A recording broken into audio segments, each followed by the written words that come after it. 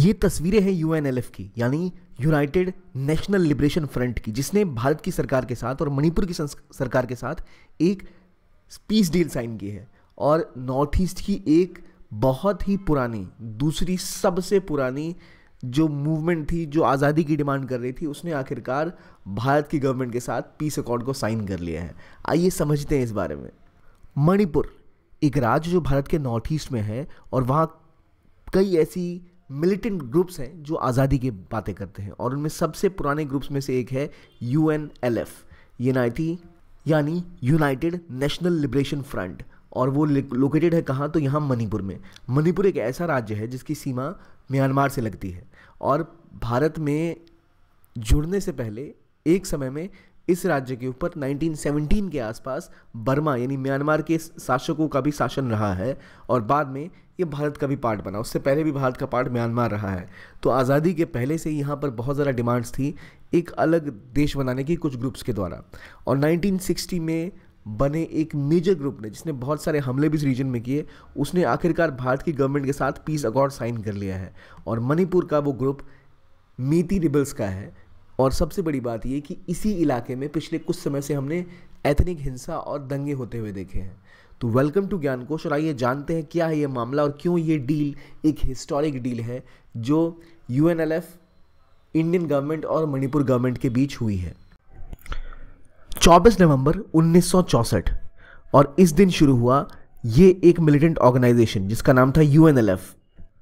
आरंबम समरेंद्र इनके लीडर थे, और इसकी लीडरशिप में ये मिलिटेंट ग्रुप खड़ा हुआ जिसकी कोशिश थी मणिपुर को आज़ाद कराना। इनकी डिमांड थी कि हम इंडियन स्टेट का पार्ट ही नहीं है और हम चाहते हैं इंडिया से अलग होना।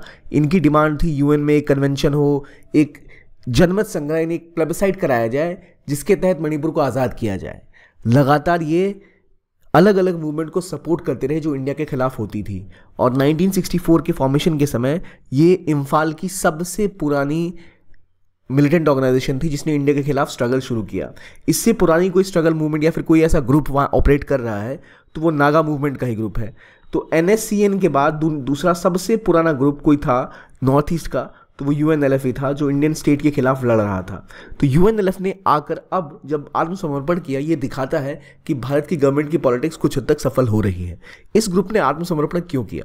इसके पीछे कारण ये देखा जा रहा है कि हाल के सालों में बहुत ज़्यादा फ्रिक्शन देखा गया ग्रुप्स के बीच में, कुकीज़ और मीतीज़ के बीच में। और ये जो ग्रुप है ये ऐसा ग्रुप है जिसकी लीडरशिप और ज़्यादा इसका पार्ट है मीतीज़ का।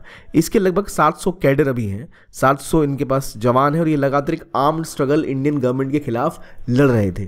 तो इंडिया के होम मिनिस्टर अमित शाह ने खुद कहा कि ये एक हिस्टोरिक माइलस्टोन है, ये पीस एग्रीमेंट एंड करेगा इस आर्म स्ट्रगल का जहाँ की यूएनएलएफ जैसा ग्रुप इंडिया के खिलाफ कंसिस्टेंटली ऑपरेट कर रहा था। अगर हम देखें मणिपुर को, तो मणिपुर यहाँ लोकेटेड है जहाँ पर उसके और म्यांमार की सीमा के आसपास कई सारे पहाड़ हैं। इस ज्योग्राफी की वजह से यहाँ जितने भी ग्रुप्स हैं वो अक्सर जाकर इधर छुप जाते थे। और ये ज्योग्राफिकल टेरेन अपॉर्चुनिटी प्रोवाइड करता था कि इंडियन स्टेट यानी इंडियन जो सीआरपीएफ है या आर्मी है जो भी यहाँ भेजी जाती थी, इंडियन पुलिस, वो इनको कैप्चर नहीं कर पाती। और पिछले कुछ समय से हमने कई बार देखा मणिपुर न्यूज़ में था एथनिक दंगों की वजह से, एथनिक हिंसा की वजह से। जो प्रमुख ग्रुप है, एक है मैतीज जो असल में जो ज़मीन इलाका वहाँ रहते हैं वर्सेस ट्राइबल्स, यानी वो इलाके जो ट्राइबल्स पहाड़ों पर रहते हैं। इनमें दो ग्रुप्स प्राइमरली ज़्यादा इंपॉर्टेंट हैं, एक है नागाज और दूसरे हैं कुकीज़।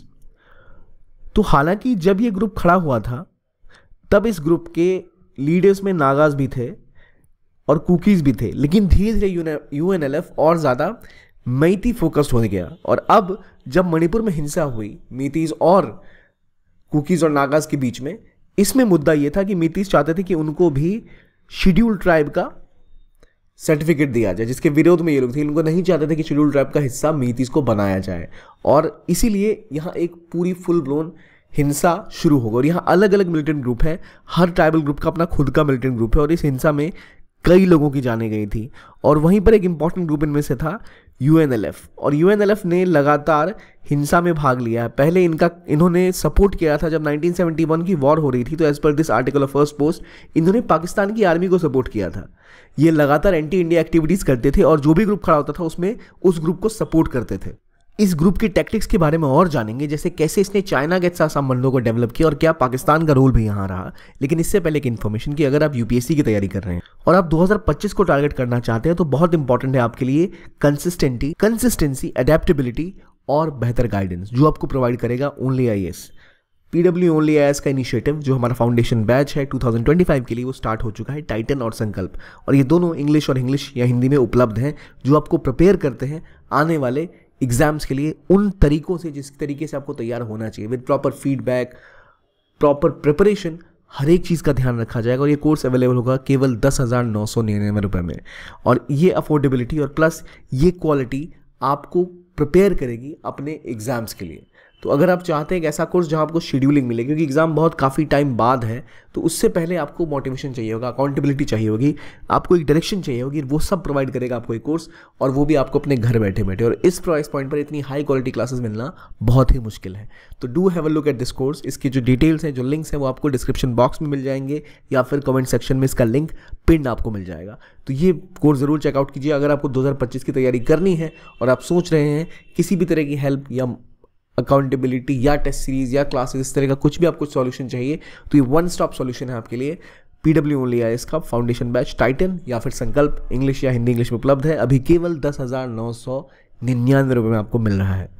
अब आइए आते हैं दोबारा यूएनएलएफ की तरफ, जिसने 1964 के बाद से कंसिस्टेंटली जो भी यहाँ के ग्रुप्स थे, चाहे वो नागा ग्रुप हो गया, चाहे कुकी आर्मी हो गई, इन सब के साथ अपने कनेक्शन जोड़ने स्टार्ट किए, लगातार अपना कैडर एक्सपेंड किया और कोशिश की जो भी इंडिया एंटी इंडिया ग्रुप्स हैं जिनको फ़ायदा हो सकता है इंडिया की तबाही से, उनके साथ हाथ मिलाया। चाहे उसमें चाइना की कम्युनिस्ट पार्टी के साथ कनेक्शन जोड़ने की बात हो, बर्मा के मिलिटेंट्स ग्रुप्स की बात हो, म्यांमार जिसे हम कहते हैं, और इसका फ़ायदा ये मिलता था कि इन्हें फंडिंग मिल जाती थी और ये कुछ अपने लोग जाकर वहाँ छुपा भी देते थे।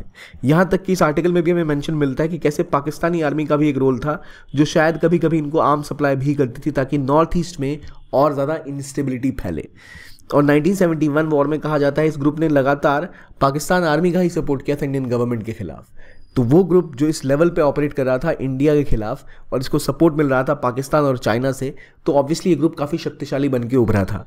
लेकिन समय के साथ इंडिया ने अपने इंटरनल सिक्योरिटी चैलेंज को पहचानते हुए इस रीजन पे फोकस करना स्टार्ट किया और यहाँ पर जो काउंटर मिलिटेंट एक्टिविटीज़ हैं इंडियन गवर्नमेंट ने स्टार्ट करी। और इवेंचुअली अभी सिचुएशन ये है कि कई सारे ग्रुप्स को या तो मेन स्ट्रीम में जोड़ दिया गया कि वो भी पॉलिटिक्स का हिस्सा बन गए, उन्होंने आत्मसमर्पण कर दिया, या फिर कई ऐसे ग्रुप्स हैं जिनको मार गिराया गया। और उसमें जैसे एनएससीएन कापलांग ऐसे ग्रुप्स जो नागालैंड में एक्टिव थे, इस रीजन में एक्टिव थे, उन्होंने भी हिंसा फैलाई थी। उनके साथ भी ग्रुप्स ने लगातार इंडियन गवर्नमेंट ने रिश्ते नॉर्मलाइज किए और उनको भी मेन स्ट्रीम में लाने की कोशिश की, उनके साथ भी पीस एग्रीमेंट साइन किए। तो उनके साथ बढ़ते संबंध जो यूएनएलएफ के हमेशा से थे वो सब बढ़ रहे थे, लेकिन उनको झटका तब लगा जब पिछले 2 दशकों में, पिछले 15 सालों में इंडियन गवर्नमेंट ने नॉर्थ ईस्ट में अपने पैर ज़्यादा पसारे हैं, अपनी पुलिस फोर्सेस को स्ट्रॉन्ग किया है। और यहाँ पर स्पेसिफिकली बर्मा यानी म्यांमार और बांग्लादेश, यहाँ पर उन सरकारों का आना जो भारत सरकार के साथ अच्छे संबंध रखते हैं, उन्होंने इस पूरे गेम को पलट दिया। पहले ये लोग छुप जाते थे म्यांमार में जाकर या फिर बांग्लादेश में जाकर। भारत के साथ संबंध नॉर्मल होने के बाद मिजोरम, मणिपुर, त्रिपुरा, इन जैसे राज्यों में जो अपने जो मिलिटेंट ऑर्गेनाइजेशन थे जो या तो बॉर्डर के उस पार जाके म्यांमार या बांग्लादेश में छुपते थे, वहाँ पे इंडियन संबंध अच्छे होने की वजह से उन्होंने इनको शरण देना बंद कर दिया और भारत का बढ़ता और कसता शिकंजा इनके ऊपर भारी पड़ने लग गया। मणिपुर में कहानी ये भी है कि जब रिसेंट कॉन्फ्लिक्ट हुए कुकीज़ और मेतीस के बदले में, तो जो मेतीस लेड ग्रुप था ये अभी, तो ये मैदान में उतरा और गवर्नमेंट ने कई ऐसी ऑर्गेनाइजेशन को रिसेंटली बैन किया था जिनमें यूएनएलएफ एक प्रोमिनेंट ऑर्गेनाइजेशन थी और इसकी जो आर्मी थी, इसका जो आर्म्ड ग्रुप था पीपल्स लिबरेशन आर्मी, वो भी एक इंपॉर्टेंट पार्ट थी। अब जरा नाम याद रखिए, पीएलए नाम आपको कहीं सुना सुना भी लग रहा होगा। पीएलए असल में चाइना की आर्मी को कहा जाता है, पीपल्स लिबरेशन आर्मी। तो हमें पता लगता है कि भाई पहले इनको कनेक्शन चाइना से मिलते थे और फंडिंग दी जाती थी। चाइना की सोची समझी साजिश थी कि इंडिया के नॉर्थ ईस्ट को डिसरप्ट किया जाए, तो उसके तहत यहाँ पर कई ग्रुप्स को फंडिंग दी जाती थी। लेकिन गवर्नमेंट ने जब शिकंजा कसा है तो ये ग्रुप्स दोबारा मेन स्ट्रीम में आने की कोशिश कर रहे हैं। तो यूएनएलएफ ने इससे पहले कई सारे हमले भी किए थे और जो इनके फाउंडर थे अरम्बम समरेंद्र, इनको 2000 में इनको मार दिया गया था और एक अलग ग्रुप बना था KYKL और इसी ग्रुप के लीडर्स ने इनको मारा था। अभी भी जो इनके अलग अलग ग्रुप्स हैं, कुछ मेन स्ट्रीम का पार्ट नहीं बने हैं, जो अभी तक कह रहे हैं कि हम अपना स्ट्रगल जारी रखेंगे, लेकिन UNLF जो की बॉडी थी, जिसके लगभग 700 अभी 800 के आसपास मेंबर्स हैं, वो अब गवर्नमेंट के साथ ये एग्रीमेंट साइन कर चुके हैं। रिसेंटली 1990s से जब इन्होंने अपना आर्मी विंग अलग से बनाया, लगातार हमले इन्होंने किए हैं, एम्बुश किया जो CRPF के जवान हैं उनको, और कई सारे ब्लास्ट में भी इनका नाम आता है। लेकिन अब जाकर जब इनके बीच में एग्रीमेंट हो गया है, तो हम समझ सकते हैं कि शायद मणिपुर में थोड़ी सी शांति देखने को मिलेगी। अभी कुछ और स्प्लिंटर ग्रुप्स हैं जिन्हें कंट्रोल करने की ज़रूरत है, बट क्योंकि म्यांमार की और बांग्लादेश की गवर्नमेंट और इवन इंडियन गवर्नमेंट ने पुश किया था, तो यहाँ अब चीज़ें नॉर्मलाइज होती दिख रही हैं। तो ये था आज का वीडियो, जहाँ हमने समझा UNLF के बारे में और यहाँ की पूरी पॉलिटिक्स के बारे में, जहां मणिपुर का इंटरनल कॉन्फ्लिक्ट भी शायद एक रीज़न है, और गवर्नमेंट के मेजर्स और इंटरनेशनल पॉलिटिक्स, इन सब की वजह से ऐसे ग्रुप भारत के साथ पीस एग्रीमेंट साइन कर रहे हैं। हम उम्मीद कर सकते हैं कि शायद इसके बाद मणिपुर में थोड़ी शांति होगी, जो बहुत ज़रूरी है। जलता मणिपुर हम सब ने कई दिनों से देखा है, तो आई होप इसके बाद एक शांति वहाँ पर स्थापित हो। इस वीडियो के लिए इतना ही। देखने के लिए बहुत बहुत धन्यवाद। Keep on watching ज्ञानकोश।